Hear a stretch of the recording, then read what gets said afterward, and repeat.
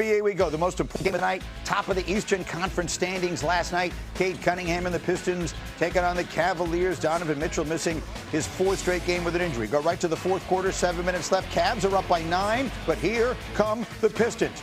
That's Asar Thompson throwing it up, and Javonte Green throwing it down. Look, he's eye level with the rim, throwing it down. Pistons, a sign of life. They're within 7. Now it's a 7-point game. 6 minutes left. Again, it's defense turning into offense. It's Duncan Robinson. It's Danis Jenkins taking it strong, and we got ourselves a 5-point game. 5 minutes to play. The lead is 4. Harden taking it to the hole. Cade Cunningham. What a quiet night offensively. Rising up and making the big play on the defensive end. And after the block, the next Pistons possession, Tobias Harris. Tough fall away. Pistons lead is just 2. 4.5 to play. Still a 2-point game. Evan Mobley. He had 18 points, 5 boards. Cavs back up 5. 3 minutes left in the fourth. Good game. Pistons down 3. Cunningham, Jalen Duren, pump fake. Yes, double-double, 24 points, 14 rebounds. It's a 1-point game. Cavs get the ball. Harden, Sam Merrill, clutch 3. 107-103 Cleveland. A minute and a half to play. The lead is 3. Dennis Schroeder. Blow by on Harris. Cavs up 5. 1 minute to play. Same score. Harden guarded by Cunningham. Inside he goes. Harden had 18 points. Cavs get the win. 113-109. You didn't see a lot of Cade Cunningham offense in those highlights because you didn't see a lot of Cade Cunningham offense. He had just 10 points. It was his 5th game this year, shooting 25% or worse from the field after having shot under 25% 4 times combined in the last 2 seasons. And so our basketball conversation this morning, the dynamic duo of Chiney Ogwumike and Tim McMahon, both up early in L.A. this morning. Chiney, let's talk about this from the Detroit side of things. Their lead is comfortable in the Eastern Conference to cruise to the 1 seed, but we see some little signs of trouble there. What do we say about Cade Cunningham having an MVP season, but every now and again we see a night like last night? I can't tell whether this helps or hurts Cade's MVP case because when he struggles shooting the ball, his team loses. We've seen this in back-to-back games against the NBA's best, whether it is the San Antonio Spurs or even in this circumstance versus the Cleveland Cavaliers. And overall, Cade, he's had a marvelous season, right? But the issue here is that the supporting cast really struggle with shooting threes. They're 25th in the NBA when it comes to three-point percentage, 28th when it comes to made threes per game. So when Cade is struggling, the floor shrinks, more defense is attracted around him, and so their MVP has to be an MVP consistently for them to maintain their spot in the standings. And not only the spot, but also the deep playoff run that's forecast for the McMahon. How about Cade Cunningham when he gets into these games against these teams that can protect the rim? Well, and that's exactly it. 5 of 26 against the Spurs, 4 of 16 last night. Elite rim protection. And look, Cade has to be able to score in crowds because the Pistons, their biggest flaw is they don't have great spacing. This is not a team that has a lot of shooting. This is not a team that has a lot of creation outside of Cade Cunningham. He is carrying a huge offensive burden for them. Still 14 assists. It's not like it was a complete dud. I mean, he gets in the paint, he makes things happen, but there's a lot of pressure on Cade Cunningham to produce in less than ideal circumstances. Yeah, the questions are not about Cade Cunningham, his greatness, his MVP candidacy. The question's about whether the Pistons, this young team ahead of schedule, can make the run to the NBA Finals. Vegas doesn't think so. DraftKings continues to say the Celtics are the favorites to win the East, despite the Cavaliers' big win over the Pistons. You see Cleveland is there, then Detroit, and then the Knicks. Boston just 4.5 games back of Detroit for the top seed in the conference and coming on fast. And McMahon, what can we say about Jason Tatum? The Tatum of it all, this is starting to feel real. I have to tell you, all year long I've said to myself, there's no way he's going to come back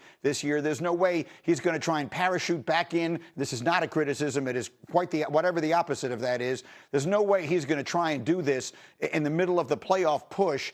And yet it seems almost clear now that he's going to. Tim, what are the expectations for the Tatum return?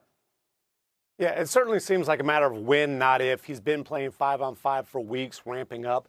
And I think now it's really an issue of how comfortable is Jason Tatum with the level that he feels like he can perform at coming back here. It's not realistic to expect Jason Tatum to jump right back in this late in the season, coming off that injury, and be the all-NBA player that he's been for years. Can he be 80% of himself? He doesn't want to be a role player. You know, let's not put the role player label on him. Can he come in and contribute to a team that has established itself as the legitimate contender without him? Can he give this Boston team that profiles as a legitimate threat, can he give Boston a boost? That's what I think the question is for Jason Tatum at this point. Here's the question for you, Chiney. Boston Celtics plus Jason Tatum equal what? Scariest team in the Eastern Conference, because that is the biggest question mark when people are trying to look at their playoff bracket and say, oh my gosh, is this the Boston Celtics team that is currently second in the East? Adding someone that is an all-NBA player, even if he's not 100%, all Jason Tatum has to be is a threat out there as he finds his game. And I'm someone who has dealt with an Achilles injury. It took me a year to feel like myself. And I do think that the expectation realistically is not for him to go out there and to be an MVP. It's just to be true to himself as a basketball player, see his team out there and say, hey, we've actually made, I don't know, it's Lent season for me. We turn water into wine. And now maybe we can actually do something. And so overall, I see Jason Tatum rolling this low, possibly coming off of a minutes restriction, starting with a minutes restriction, coming off the bench and integrating himself. And this to me is one of the most fascinating stories of the NBA so far, because this is a team that can truly do some damage. Out of the rest of the East, they probably have the most championship experience. They have a system that can be really an enigma when it comes to three-point shooting. They have a decent defense. And then you add JT, take his time, but this actually is a scary sight for the rest of the Eastern Conference. The injury was May 16th, so you do the math. If he comes back mid to late March, he'd have basically a month to ramp up for the playoffs. Okay, one more thing for you guys, and this was good. I was scouring ESPN yesterday for a spicy take, and then I'm watching PTI, and someone definitely put some extra spice on whatever it is Kendrick Perkins was having for dinner. He was on PTI forecasting the end for LeBron in L.A. Listen. LeBron James right now has one foot in the grave, the other on the banana peel. He just waiting on this season to be over so he can leave the Lakers. Can Luka Doncic and Austin Reeves be your franchise guy to deliver a championship in the near future? And the answer is hell no, because neither one of those guys slide their feet defensively or are willing to play defense, and their defensive liabilities. God bless Big Perk. In 25 seconds, he just took LeBron out of the Lakers with the, go ahead, Sinead, how does one respond to that? So I sit next to Kendrick Perkins every day on NBA Today, and he says that a number of times, and every time we all roll our eyes, we're like, what is that visual? 1 foot on the grave, 1 foot on the banana peel. But what he's trying to explain is that right now it's a lose-lose scenario for the Los Angeles Lakers, because in that small sample size of their big three, it just is not working on the court. And the way that I'm thinking about it today, maybe it's because we're up at the crack of dawn, but most teams have one sun. And then the planets revolve around that sun. You think about Wemby and the Spurs, you think about SGA and the Oklahoma City Thunder, even Cade and the Detroit Pistons. It feels like the Lakers have multiple suns, and they don't know on a nightly basis who should take the lead. The obvious answer is Luka Doncic, having statistically one of his best offensive years. But when you have LeBron James, it automatically feels like you should defer to him in these moments. But he's 41 years old. And then you saw how Austin Reeves started off the year, and then the rhythm is a little bit different when he came back from injury. And so all of this confusion, what Perk is probably trying to allude to, is that they're going to have to decide when this goes around Luka, how do you build a roster that actually plays to his strengths? And then if LeBron James leaves, going to Cleveland, look at what Cleveland's doing right now without him. It's going to be fascinating to see how these next few months go in Lakerland. If indeed LeBron does leave. Well, I'll give you that. I'll give you these as three options, Tim. Week one, day one, opening night of the 26-27 season, LeBron James is A, a Laker, B, on another team, or C, retired. Which do you choose?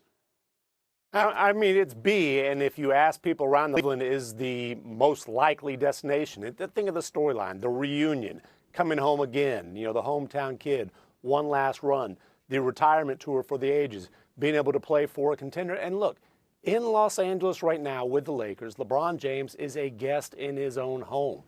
He's not on the deed anymore. This is Luka Doncic's house, but they've got to remodel it. They've got to rebuild it. They can't do that with LeBron on the roster. It's about Luka, Austin Reeves as the number two. Then they've got to come and get pieces around them. They've got to get a rim protector. DeAndre Ayton ain't the answer. They've got to get defense and shooting around them. LeBron James does not fit with the Lakers' future And I don't think LeBron's going to go out with a whimper here. In LA, I do expect him to join a contender, and why not go back to his hometown team this summer? So that would be obviously a fitting, on some level, storybook ending for him. Quickly, Chiney, on what the Lakers could look like beyond that. Tim just sort of touched on it here. How quickly do you think they could put the right pieces together? Well, I feel like they have to do their homework 100%. And Tim, you saw the Dallas Mavericks with Luka Doncic leading them in the charge, trying to get to an NBA Finals. And obviously they had posts that were great rim protectors and people that put pressure on the rim. But the big issue was, having a smaller guard, particularly Kyrie Irving, as your number 2 offensively. And that was a large load also on Kyrie in the postseason. And so my question is, Austin Reeves, that could be a little bit of revisiting history with Luka alongside a small guard. I think they have to get a dominant wing that can help them on both ends of the floor on top of improving the post. That, to me, is looking at the history and saying what can actually be the next step in helping Luka. And maybe LeBron would find himself closer to a title by leaving than by staying in L.A. Guys, stay